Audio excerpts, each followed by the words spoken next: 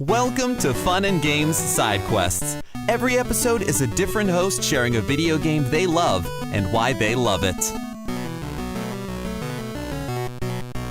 Wake up, sleeper. It's a simple enough instruction. Arise from your slumber and confront a new day. It's also much more than that. Break free from your shackles. Don't just dream about your future, but make your future. And yet sometimes it is just that. Wake up, face another cycle of challenges, hopes, fears, dreads, successes, and carry them with you. All of this is at the center of Citizen Sleeper, the second game by Gareth Damian Martin. Hi, my name is Tofr, and I am today's host of this new episode of Side Quests.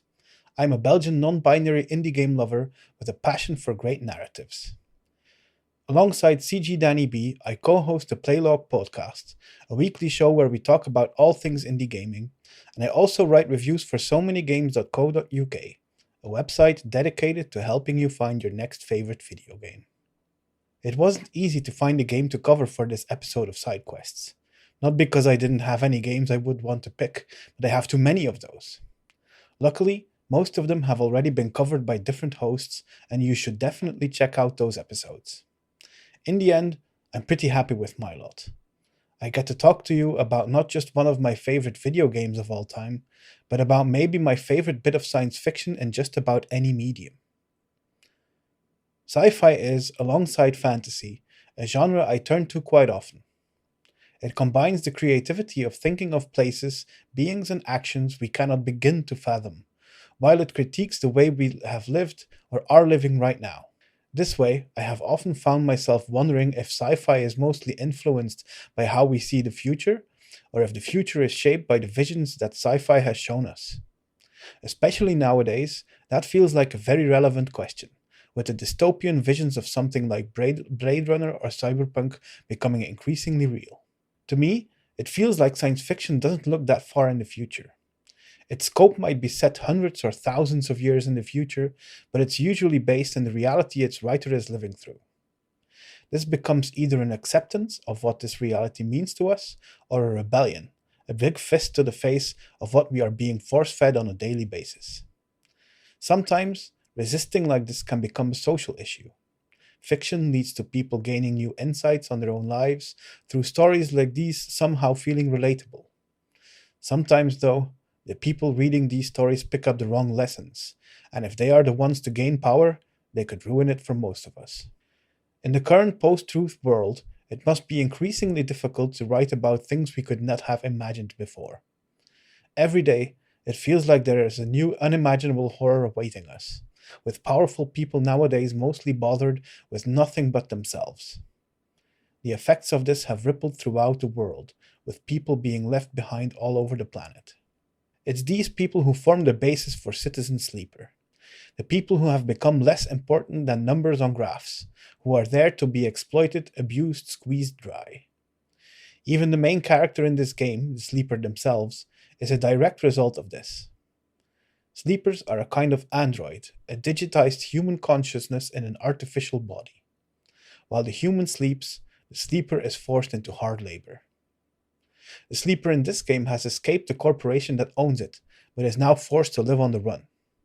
They do this through an escape to Erlin's Eye, a space station on the edge of the capitalist universe. The Eye is full of people who have been dealt their lot in life, the consequences of focusing on infinite growth, ruining those exact people who make it happen. Our Sleeper runs into a great cast of people, some of them willing to help, others very suspicious of anyone asking for assistance. All of these people have their own motivations, their own dreams, habits, fears. But that's what great sci-fi focuses on, the people behind the stories. Citizen Sleeper could have been about epic space battles, about alien creatures who you could never have imagined, but instead, it focuses on the human aspect, even if not all characters are human. It's the tiny stories of the people in the background, how they deal with the fallout of the decisions of those in power, and how they keep going no matter what. Whether it's caring for a child or helping out a rogue sleeper, people never just exist in the moment. They're on their way, making the future happen, no matter what scale that future might be. I won't spoil any of their stories here. If you haven't played Citizen Sleeper yet, I implore you to go in as blind as possible. You'll find that you'll be surprised by what people have to offer. The fun part is, like in any great tabletop RPG, you have a variety of actions you can take using the dice you wake up with. This isn't your next Star Wars title that's all about combat. No. This is about talking to people, dealing with them on a daily basis the way you would with anyone else, except, in space. Gameplay is, alongside the writing, a phenomenal aspect of Citizen Sleeper. This isn't a game that takes its mechanics from any existing source, although Blades in the Dark was a massive influence, but creates its own unique thing. Depending on your health, you are assigned a number of pre-rolled dice at the start of every cycle. You then get to choose which dice you want to use for any available action on the eye. This reminded me a lot of real life, because depending on how we feel at the start of any particular day, we'll only have the energy to perform certain actions at our best, while going through the motions with others.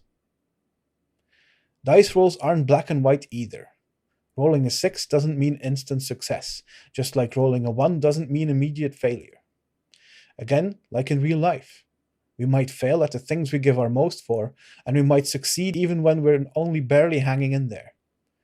But we still choose where to put most of our effort in, even if we can never be sure of the outcome. The game's mechanics are supplemented by some truly fantastic aesthetics. It's a hallmark of great sci-fi, of course, which usually gives us incredible vistas of space and fantastical space stations beyond our comprehension. And while the 3D art of Erlin's Eye is certainly impressive, it's the character art by comic artist Guillaume Saint-Gelin that truly stands out.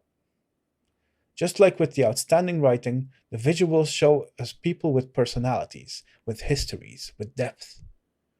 There's a reason why they look like they do, whether that be something about their personality or things they've carried over from their past. In the end, it's the warmth of Citizen Sleeper that has won me over so massively. While the vacuum of space can be incredibly cold, the people within it never are. Some may act like it, but that's just it. They're acting. Because true humanity is warm. It's the small things we do for each other, the way we act when we believe in someone or something. This beautiful game shows what happens when people act out of love rather than fear. Yes, the system they live under is brutal, and they very much suffer the consequences. Yes, they have been hurt by other people before, and will be again. But that doesn't mean they close the door on others. When people dare to hope, humanity comes to life. In the increasingly hopeless reality of our life on Earth, we need more stories to make us dream. We need to be reconnected to those we live alongside, to understand that we are very similar indeed. There will always be fear and sadness and depression and all of those heavy things that drag us down, that make us stand up against each other instead of uniting us. But at the same time, we all have the capacity to love. And while we live under a system that would rather have us forget that would go so far as to make us unable to love ourselves, let alone others, we still have that. We can still give in to hope. It will hurt at times, and we will get betrayed or left behind, sure. But those things don't compare to when we truly connect. Strength in numbers and all that. If anything, the vastness of space reminds us that nothing really matters. There's no meaning to anything we do, as the universe is just a whole mess of randomness. But to that, I say that there is meaning to be found, that which we give to things and to others ourselves. As humans, we have this rare capacity to create things that were never there, and meaning is one of those. That's what Citizen Sleeper reminds me of, our infinite capacity to create, to change, to restore, to envision that which isn't real yet. Maybe this makes me naive, but Citizen Sleeper shows that there is beauty to be found even within that naivety. When we open ourselves up, when we share ourselves with others, we can create meaning where there is none. Isn't that something worth striving for, no matter how many times we smash our heads into the wall? If you still feel like you want to hope, go and play Citizen Sleeper and its wonderful sequel Starward Vector as well. It will show you that you're not alone, and that maybe, just maybe, dreaming of a better future will save us all in the end. happy gaming. Do you feel like you're the only person in your circle who wants to go deep about video games regularly? We were like that too, until now. Welcome to Crossplay Conversations, the brand new bi-weekly topical video game podcast from Luke Lewis, Joseph Hooper, And Jacob McCoy. with many years of breaking it down separately on shows like the Left Behind Game Club, Player Podcast, and Lukewarm Games, the gang is finally coming together to publish their gaming group chat in audio form every other week. Expect roundtable reviews of the latest games, profiles of upcoming indies, and insightful conversations about essential topics in the video game industry. All with a mostly positive, insightful, and fun style. Crossplay Conversations debuts on August 1st with brand new episodes hitting every other Tuesday. Help us out by subscribing on your podcast platform of choice to get the first episodes delivered straight to your feed. And follow us on Twitter at Crossplay Convos for updates about the show. Cheers and happy gaming. CPOV. CertainPOV.com.